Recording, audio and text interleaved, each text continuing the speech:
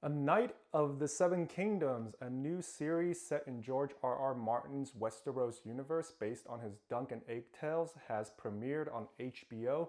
Now, I am a huge fan of Mr. Martin's writings, especially anything and everything to do with A Song of Ice and Fire.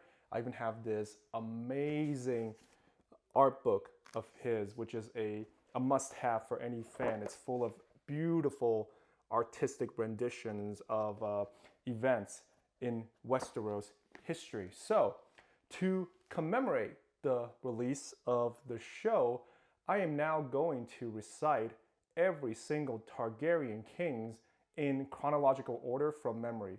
And to prove that I'm not cheating, I'm going to blindfold myself.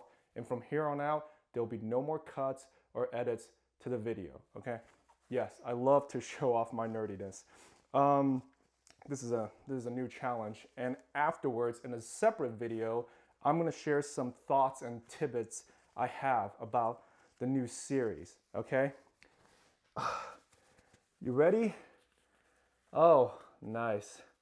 Let's get started. So, well, also just to make sure, look, there's nothing on my lap, nothing in my hands, no cheating. I'm doing this straight from memory. So first of all, we have Aegon the First, also known as Aegon the Conqueror. He's based on William the Conqueror, the first Normandy king of England, who then passed the throne to his son, Aenys the First. Not much is known about Aenys the First. He didn't do much during his reign as king of the Seven Kingdoms. And then after Aenys, it comes Maegor the First, also known as Maegor the Cruel. He usurped the throne because it was supposed to pass to his nephew, but he seized the crown for himself. And he's known as the Cruel because he did a lot of horrible things during his reign, and he was also a kinslayer, and that is very much frowned upon in Westeros society. After Maegor, we have Jaehaerys, the Great Conciliator. If you've been watching a House of the Dragon, you in the very first episode, you would have seen a very old Jaehaerys, and then after Jaehaerys was Viserys the First, and after Viserys, depending if you're a green supporter or a black supporter, you either have Rhaenyra or Aegon the Second. And I don't want to spoil too much for fans of House of the Dragon, so I'm just not going to talk much about what happened to either of them. And after them, we have Aegon the Third, also known as Aegon the Broken or Aegon the Dragon's Mane. And after Aegon, we have Daeron, the young dragon, Daeron the young dragon, Daeron the First, and who invaded Dorne foolishly and paid for that with his life. After him, we have Baelor the First, also known as Baelor the Blessed. He was very pious, very religious. He might have been inspired by the English king Edward the Confessor. After Baelor the First died, he was succeeded by Viserys the Second.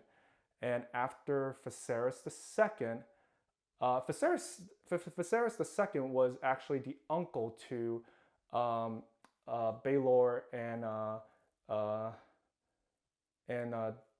Daeron. And he succeeded them because they didn't have any issues or children of their own.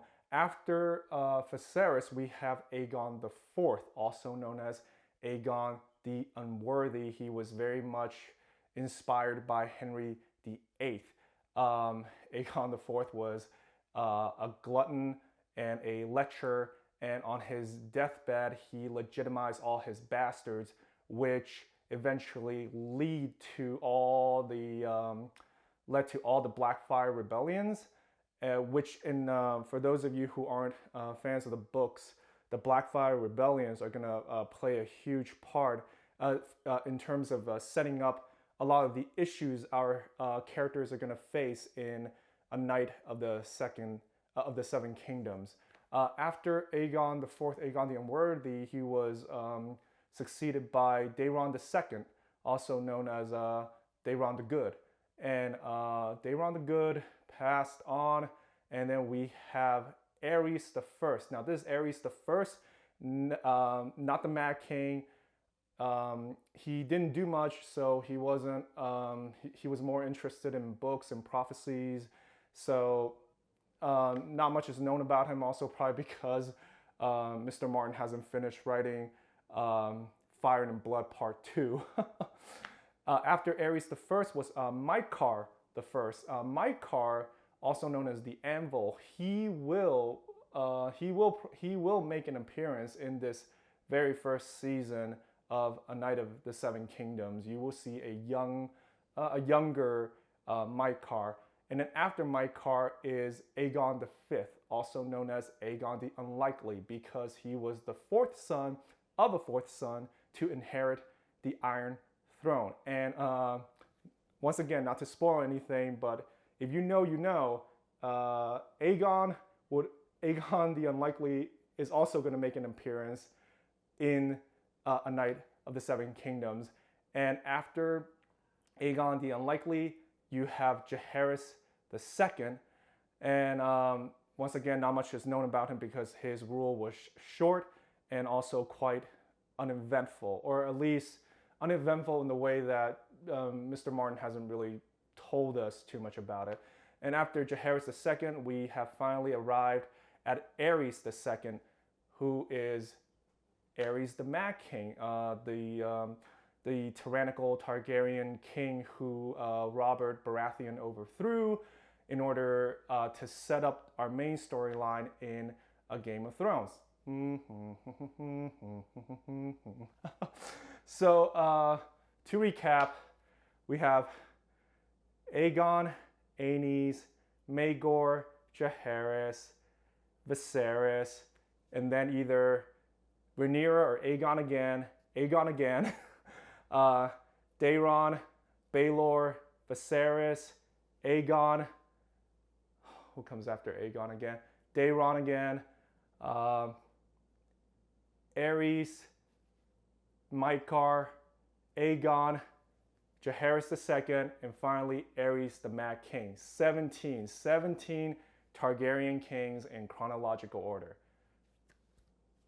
I hope I got all of them right. Try that.